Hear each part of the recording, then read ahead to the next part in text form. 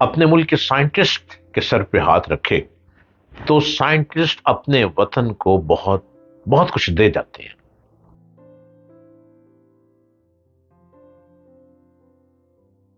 Scientist تو ہر زمانے میں ہر دور میں رہے ہیں اور ابھی بھی موجود ہیں، لیکن سائنٹسٹ کو کام کرنے کے اختیارات اس ملک کی حکومت اپنے اختیار میں لے لیتی ہے۔ بہت اچھا ہے اگر ہر ملک کی گورنمنٹ اپنے ملک کے سائنٹسٹ کے سر پہ ہاتھ رکھے تو سائنٹسٹ اپنے وطن کو بہت بہت کچھ دے جاتے ہیں۔ ہمارے ہاں بھی سائنٹسٹ کام کرتے ہیں اور ہم سے ہمارے ملک میں بہت بڑے بڑے سائنٹسٹ رہے، جیسے کہ ڈاکٹر عبد القدیر خان مرحوم، جو کہ اپنا سب کچھ چھوڑ کر آسٹریلیا سے یہاں آ گئے کہ میں اپنے وطن کو اتنی ٹیکنالوجی دے دوں گا کہ میرا وطن دنیا کے امیر ترین ملکوں میں شامل ہو جائے گا۔ ان سے جتنا کام لینا تھا لیا، وقت بدلتا گیا، حالات بدلتے گئے اور ہمارے ملک کے سائنٹسٹ کو قید میں ڈال دیا گیا، شاید کسی کے کہنے پہ قید میں ڈالا ہوگا، اور پھر وہ ساری عمر قید میں رہے، گھر کے اندر قید، گھر کی قید میں رہے۔ آخر ڈاکٹر عبد القدیر خان اپنے گھر کی ہی قید میں وفات پا گئے۔ ورنہ ڈاکٹر عبد القدیر خان کہا کرتے تھے کہ اگر مجھے اتنا موقع دے دیں کہ میں اپنے ملک سے بجلی کا ایسا نظام بنا دوں گا کہ ہر گھر میں فری بجلی آئے گی۔ ڈاکٹر عبد القدیر خان کہا کرتے تھے کہ مجھے اگر موقع دے دیں ملک کے بڑے بڑے سرپرست تو میں اپنے وطن عزیز میں اتنی انڈسٹری لگانے کی ٹیکنالوجی کے راز دے دوں گا، اتنی اچھی ٹیکنالوجی کو میں ہائی پیمانے پہ لے آؤں گا کہ کوئی انرجی کے لیے بل نہیں دینا پڑے گا، بغیر بجلی کے بل کے ہماری انڈسٹری چلے گی۔ یہ ڈاکٹر عبد القدیر کا خواب تھا اور وہ کر سکتے تھے کیونکہ انہوں نے ایٹمی ٹیکنالوجی ہمارے وطن کو بنا دیا۔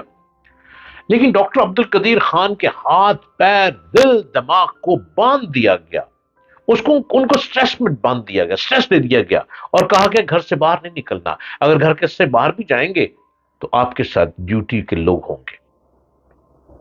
ان پہ ٹرسٹ ختم کر دیا۔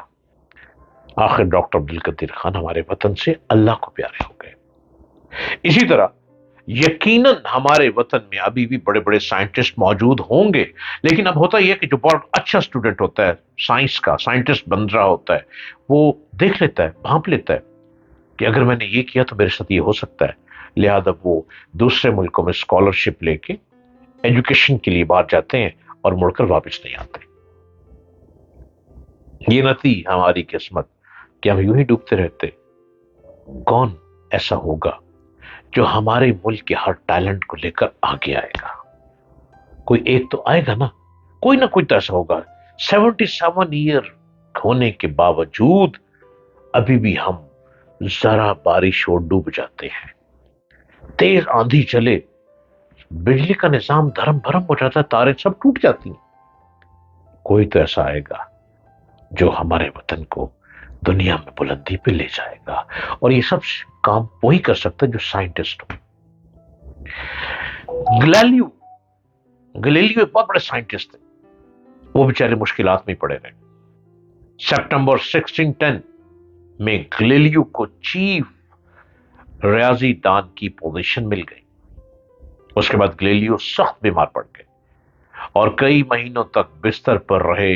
اگلے سال جب صحت ٹھیک ہوئی، ان کا چرچا اس قدر ہو چکا تھا کہ انہیں روم بلایا گیا کہ وہ لیکچر دیں۔ روم میں گلیلیو کی ملاقات کارڈینل میتھیو باربرینی سے ہوئی، جو انہیں پوپ پال پنجم سے ملاقات کے لیے لے گئے۔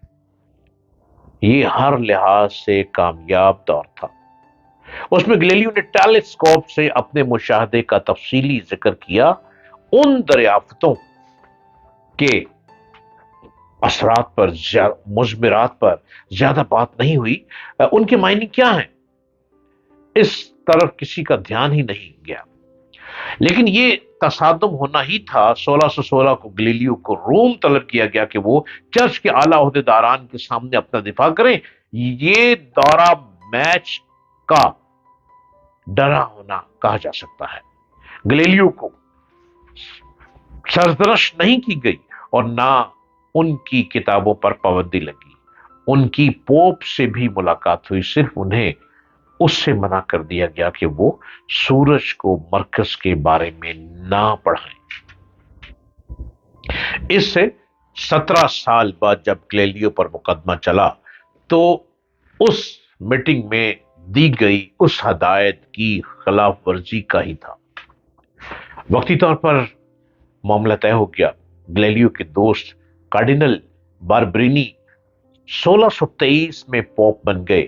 ان کا پاپائی نام اربن ہافت تھا۔ اربن ہافت سائنس مخالف نہیں تھے۔ شروع میں گلیلیو سے بھی ملاقات رہی اور ان کی دریافتوں پر بات چیت ہوتی رہی۔ اس طرف سے مطمئن ہو کر گلیلیو نے ایک نئی کتاب پر کام شروع کیا۔ یہ 68 صفحات پر لکھی گئی کتاب تھی جو 1632 میں شائع ہوئی، جس کا عنوان دنیا کے دو نظاموں کے درمیان مکالمہ بیتلیموس اور کوپرنیکس تھا۔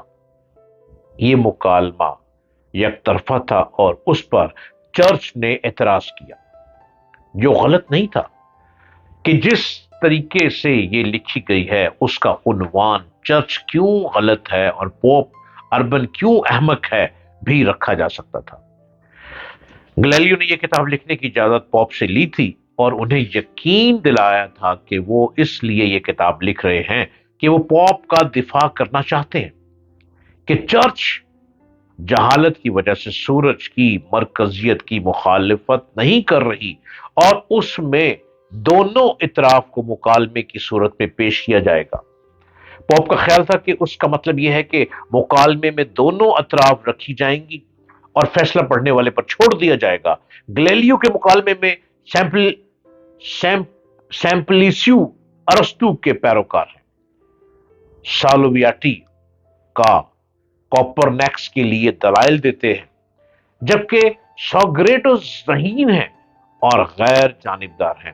گلیلیو کے بائیوگرافر ہیلبورن نے تبصرہ کیا ہے کہ گلیلیو کے مکالمے میں زمین کو مرکز میں ماننے والے کو کند ذہن، موذقہ خیز، احمق اور کمتر انسان دکھایا گیا ہے، جبکہ کوپرنیکس کو ذہین اور سمجھدار شخص۔ اس کے علاوہ پوپ نے گلیلیو کو کہا تھا کہ وہ کتاب میں یہ شامل کریں کہ خواہ دونوں میں سے کوئی بھی نتیجہ ٹھیک ہو، چرچ کی ڈاکٹرائن درست ہے۔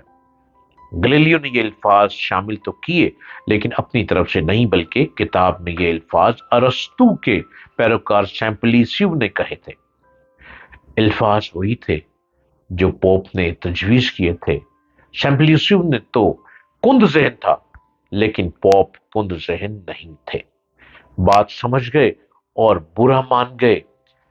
جب معاملے کو دھول بیٹھی تو گلیلیو کو چرچ کے 1616 کے جاری کردہ فرمان کی خلاف ورزی کرنے پر سزا مل چکی تھی اور انہیں اپنے خیالات واپس لینے کا اعلان کرنے پر مجبور کیا جا چکا تھا۔ عام خیال ہے کہ چرچ کو مسئلہ زمین کے مرکزی ہونے کا تھا، لیکن یہ درست نہیں۔ چرچ کو معلوم تھا کہ کوپرنیکس کا ویو ٹھیک ہے، مسئلہ پاور کا تھا۔ گلیلیو کی کتاب کو چرچ کی اتھارٹی پر حملہ سمجھا گیا تھا۔ سفید قمیض میں ملبوس گلیلیو 22 جون 1633 کو ٹریبونل کے آگے جھکے اور معافی مانگی اور کہا کہ وہ اپنی غلط رائے سے رجوع کرتے ہیں کہ سورج کائنات کا مرکز ہے۔